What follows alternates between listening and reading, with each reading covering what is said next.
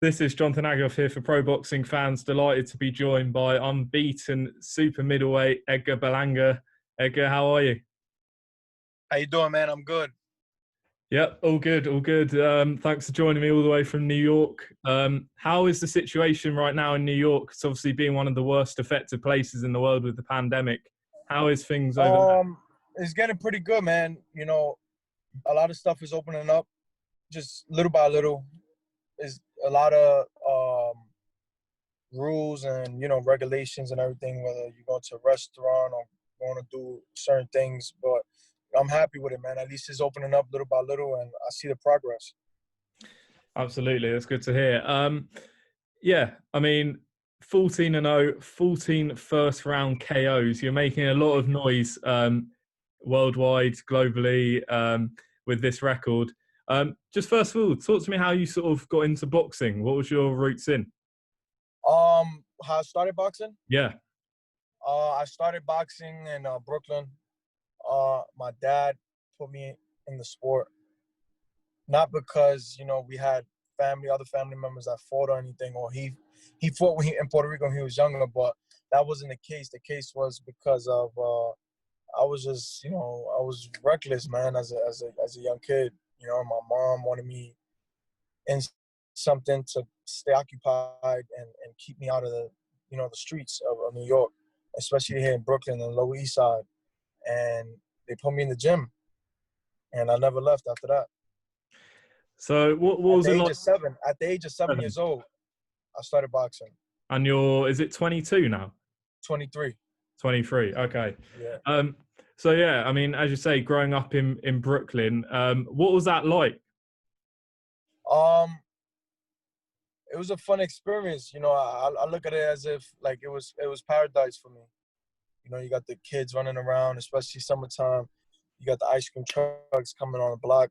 You got the pumps. They have usually pumps out here in New York where, the guys, they go and they unloosen the pump, and the pump throws out water. So we used to get wet there. And it was pretty good, man, but also it was bad. It was bad, meaning, it was just a lot of drugs going on. You see a lot of bad things going on, people getting shot, people taking drugs, selling drugs, and they'll do it in front of the kids out here, and it was pretty rough. But, me staying in the gym and my dad and my mother keeping me in a straight line, I stood away from all of that stuff growing up. Yeah. Yeah, as you mentioned, sort of your Puerto Rican background. Is it your dad that's Puerto Rican? Is it both your parents? Oh yeah, both of them, yep. Both, okay. So with that sort of Puerto Rican background, there's been a host of different names, fighters from that region. Which fighters did you watch growing up? Was it the likes of Cotto or anyone like that?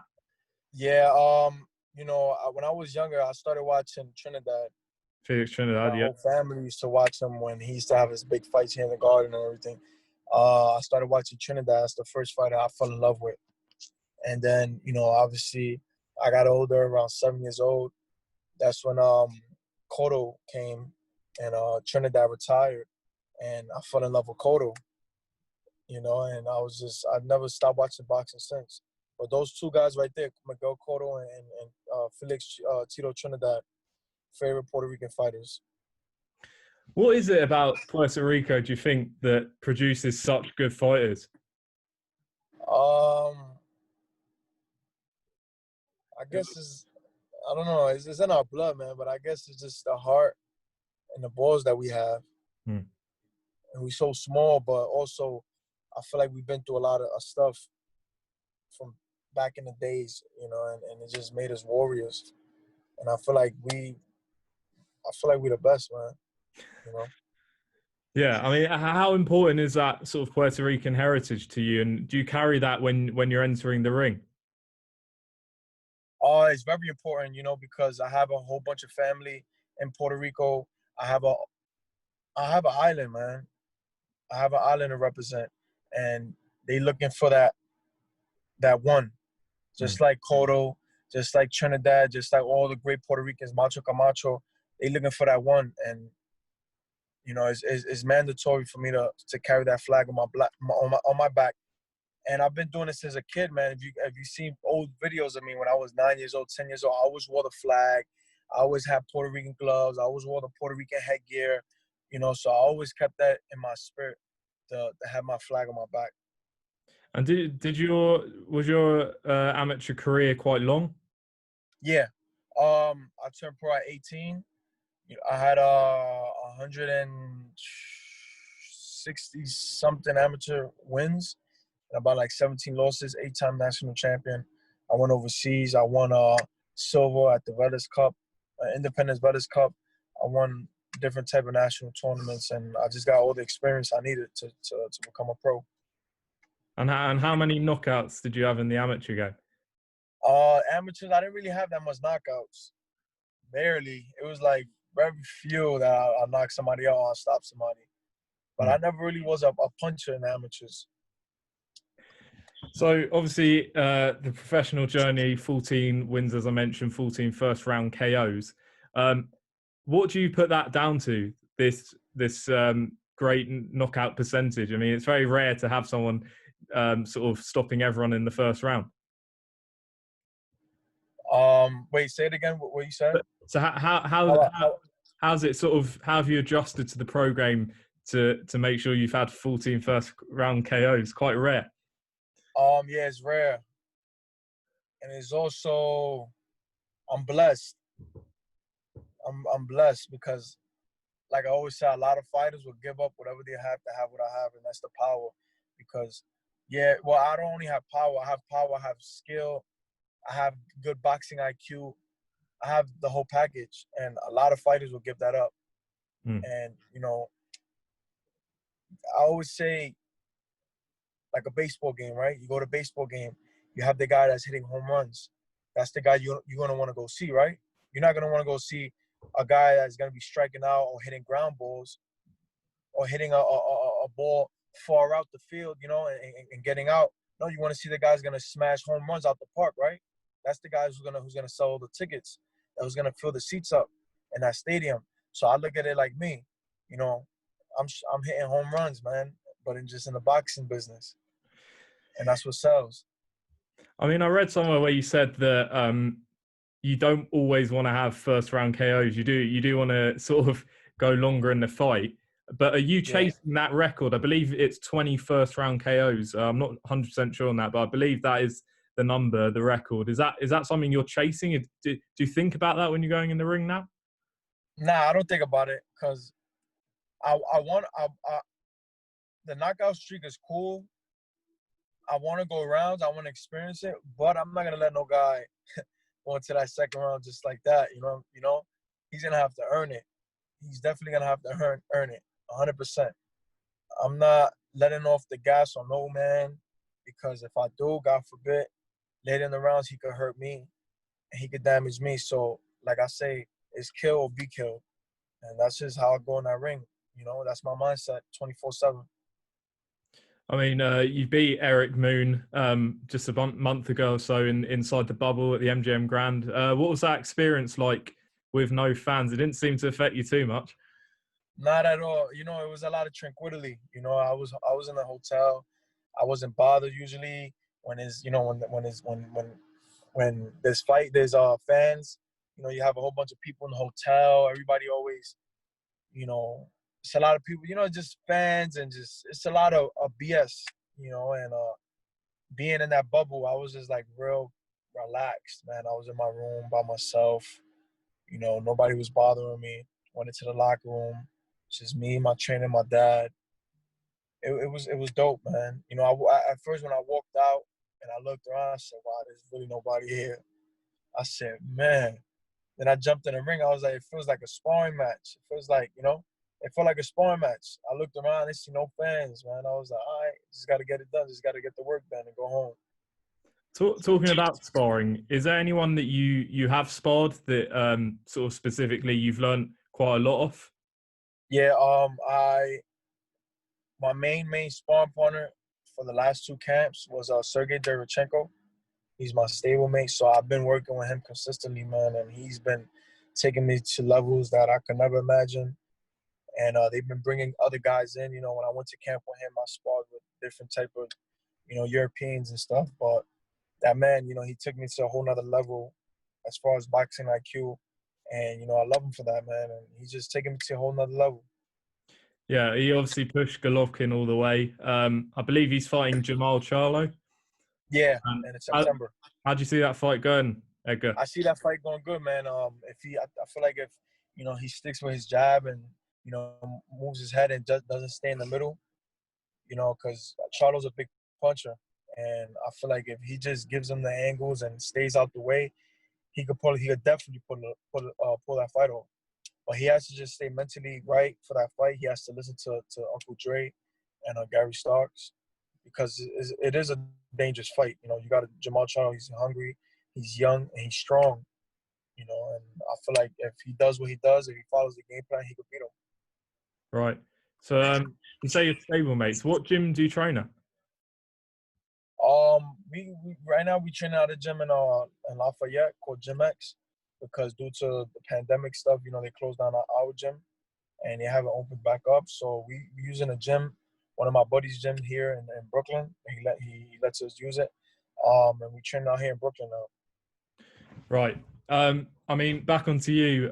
What could be next? Obviously, Top Rank announced a show with Ramirez and Postal as they're resuming in August. Have you had any indication or talk on when you could be out next? We're actually looking at, if everything goes through with the Lomachenko and Teofimo card. We're looking to get on that card October 3rd. But I'm looking at October right now. That's my fight day I'm looking at. The beginning of October, I would love to get back in the ring. Great. So you could be on that undercard of the undisputed fight. Yeah. Wow. Have you had any thought of which opponent you'll face? You looking to step up again? Not really. They haven't said nothing yet. They haven't sent nothing yet. So I'm prepared, man. As soon as we get the date that is confirmed and they send the opponent, me and my team, we're gonna sit down. We're gonna pick and choose who we want, and we go with that. It is a really good super middleweight division at the moment, especially in the US, of course. Are there any names in mind that you have been looking at? Maybe not your next fight, but sort of down the line. Yeah, there's a couple guys, man, that's out there, But like I said, there's a lot of fights to be made, and right now I just take one fight at a time. You know what I'm saying? You got Gabriel Rosado, you got a whole bunch of guys. You got Danny Jacobs, you got Luis Arias, you got a lot of guys at 168 that's killers, and I'm ready for it. I'm a young lion, man. I'm ready for anything. If I get a call right now that I'm gonna fight Canelo Alvarez, I'll say let's get it on. But it's a stepping stone, and Rome wasn't built in a day. So I'm gonna just continue to build and build as a brand and build as a fighter, and sky's the limit. With your record at the moment, obviously 14 first round KOs, do you think you might be avoided at some point because people will look at you and think you're very dangerous? Why should we fight you because you're so dangerous? Do you think that might be an issue? I think right now I'm in the middle. I think there's fighters that's gonna avoid me, and there's fighters gonna step up to the plate, because I feel like certain fighters know that I'm the real deal, and then I got fighters out there I know that thinks that I'm not what they I feel like they think I'm overrated. But hey, it's a boxing sport, man. And like I said, you're gonna have fighters. I'm gonna have fighters that's gonna be scared and not gonna want to fight. And I'm gonna have fighters that think I'm overrated and want to have balls and put their balls on their back and step in the ring with me. And like I said, until they get punched in the face, then they'll understand that I'm the real deal. You mentioned Canelo Alvarez. We're obviously all waiting to see who he chooses. You said you would fight him. I'm not sure if that will happen, but when do you think you'd be ready for someone like Canelo Alvarez? 2 years. I think 2022, Cinco De Mayo. I think we could definitely make it happen 2022. I'm fighting 2 years, man. I think I'll be a mega star in the sport. My last fight, I just took off, and I think every fight I'm gonna fight. I'm gonna continue to grow the fan base and continue to build myself and become that star. And I feel like in 2 years, I'll be a mega star, and I believe in my heart that fight is gonna be worth millions of dollars. Currently, obviously, as I said, we're waiting to see Canelo choose this. Who do you think he will choose? He was supposed to choose my stablemate, Sergey. You know, I wanted that fight for him, man. I wanted that fight for Sergey. I was gonna be a big payday for Sergey, but you know, it is what it is, man. You got I heard Callum Smith. Yep. He has to fight somebody. He has to fight somebody with a title at 168. You know what I'm saying? He has to fight. I like to see him and Callum Smith get it on. That'll be a dope fight. Just on sort of the UK guys, you mentioned Callum Smith. We've got Billy Joe Saunders, John Ryder. Are there any UK super middleweights you look out for and you might have your eye on? Billy Joe is one of them. I like Billy Joe. He's a good fighter. He got good boxing IQ. I also like Callum Smith as well. He's a beast. These are guys, man, that I know in the future I'm gonna definitely be face to face with these guys. Like I said, if the business is right, if the money's right, if everything is right, I'll definitely, step in the ring with them. Do you see Canelo Alvarez struggling against someone like Callum Smith? Obviously, Canelo hasn't lost since Floyd Mayweather. Do you see anyone beating him within the next 2 years before you face him? I truly think that Canelo has problems with boxers, and I think Billy Joe give him a run for his money. I don't think Billy Joe's a big puncher, but I believe that Billy Joe's a very, very, very good boxer, and I feel like every boxer that Canelo has faced, you see Lara, you see Floyd Mayweather, he had trouble with them. Billy Joe is like one of those fighters. Callum Smith is a good fighter, man, but like I said right now, I don't see nobody beating him in the next 2 years. And just lastly on you, well, obviously you mentioned that October date. How busy do you want to be? Obviously, we don't know what's going to happen with this pandemic, but if I speak to you in a year's time, where do you believe your career will be at? Well, I'm fighting October, and then I think I'm gonna be fighting in December. So you figured I'll be 14, 15, 16 and 0 by the ending of this year.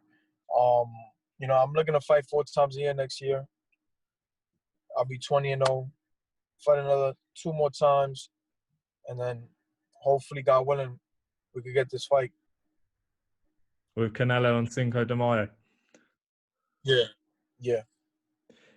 If that fight was to happen, and we're talking 2 years down the line, do you believe youth would play a big factor on your side? Yeah, and just the power is different. My power is just on another level. I think it'll be a very, very, very good fight. I know in 2 years I'm gonna grow even more as a fighter, and what people is seeing now is not what I'm gonna be in the next 2 years. I'm gonna continue to grow. I'm gonna continue to learn as a fighter, and especially grow my IQ for that fight, because I know with him, it's gonna be a very tough fight.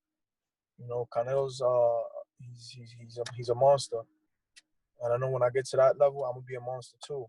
So it's gonna be a good fight. Great stuff, Edgar. Appreciate your time. Thanks for coming on. Last one. Thank you, man. Do you ever see yourself fighting in the UK down my shores? Yeah. Oh yeah. You know what's crazy? I hope that Joshua and Fury fight happens, because I know it's gonna be in the UK.